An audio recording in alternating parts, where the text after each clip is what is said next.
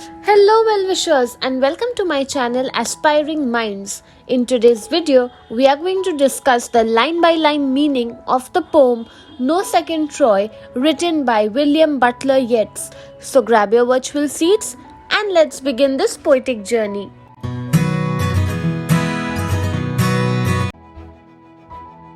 Before we discuss the line-by-line meaning of the poem, I want to draw your attention to the title of the poem.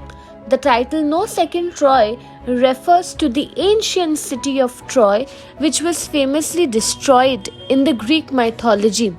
Now, Yeats suggests that his lover Maud Gonne's actions and nature are so extraordinary that there can be no comparison or second chance of such a beauty which can be destructive, which can destroy things or people. That brings me to discuss the background to give you a context about the poem. Now, No Second Troy was written by William Butler Yeats in response to his love for Maud Gonne, but he loved Maud Gonne, but she did not love him back. Now, Maud Gonne was a political activist and an Irish nationalist. She was a symbol of Yeats's idealized and unattainable love, and their complex relationship influenced many of Yeats's poems. The central message of this poem is the conflicting emotions that Yeats had for Maud Gonne. He expresses a mix of bitterness, admiration, and regret, thinking about the impact of her actions and her unattainable nature. No matter what Yeats did, he was not able to get the attention of Maud Gonne in his life. You must be wondering how has suddenly the locale shifted from England to Ireland. That is because William Butler Yeats was an Irish poet and he was one of the most important figures of the 20th century. He was a key figure in the Irish literary movement. He was the co-founder of the Abbey Theatre.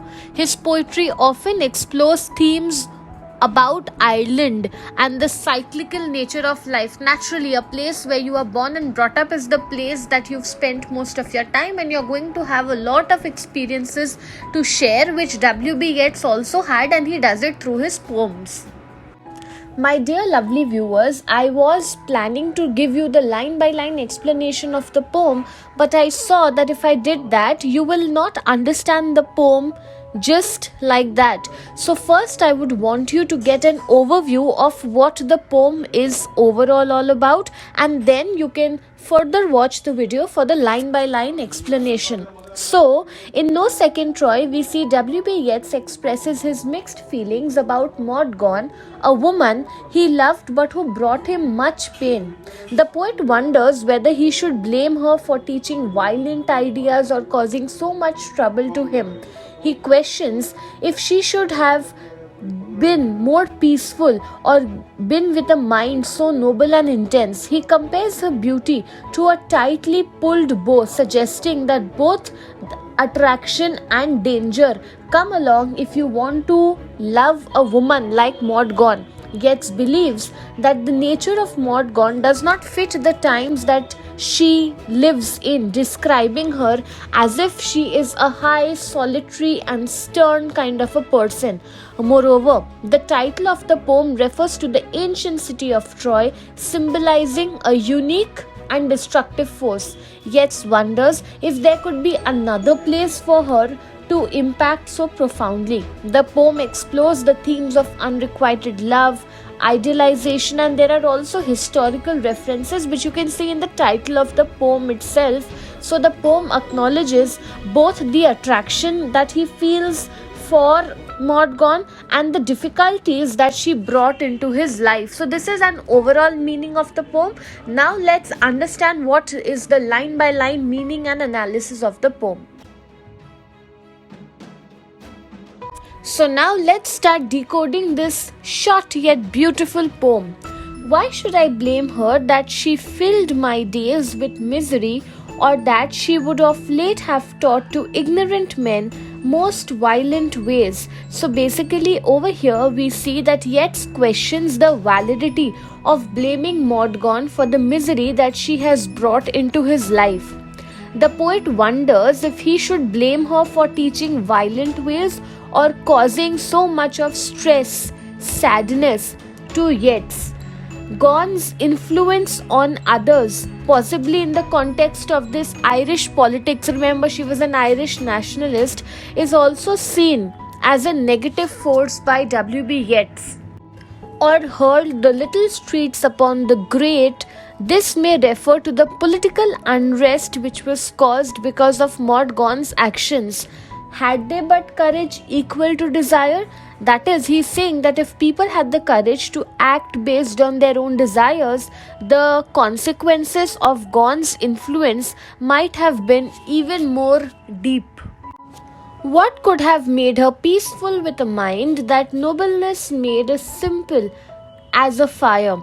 So here Yeats questions that what could have brought peace to Maud Gonne's mind, given her noble but a turbulent kind of nature. She's a very violent kind of a person based on what Yeats is saying, okay? That Gonne's nobility, her beauty, her nature, her behavior is compared by Yeats to a simple yet intense flame of fire.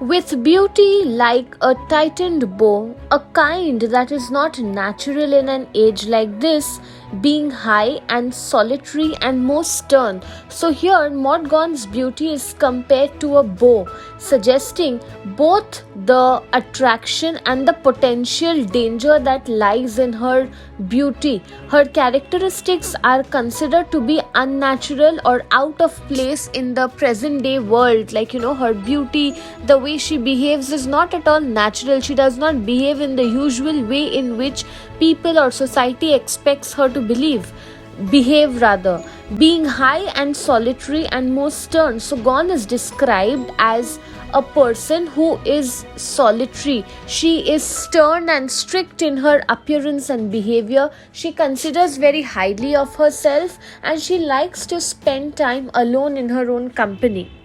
Why? What could she have done being what she is? Was there another Troy for her to burn?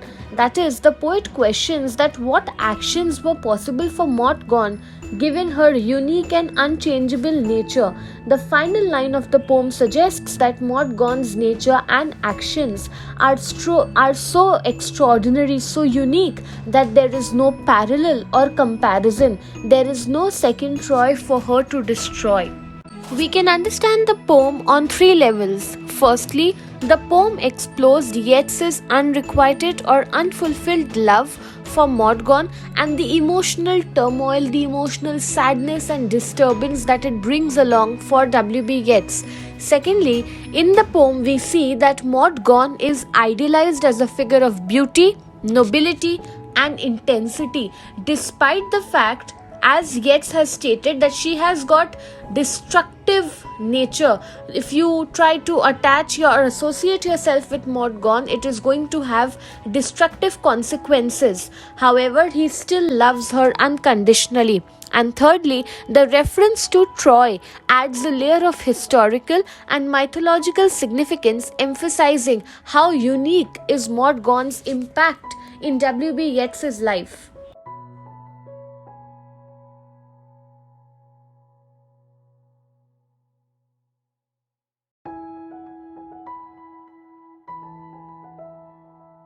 So that's it from this video. I hope you liked it. Do hit the like button. Subscribe to my channel for more such future updates.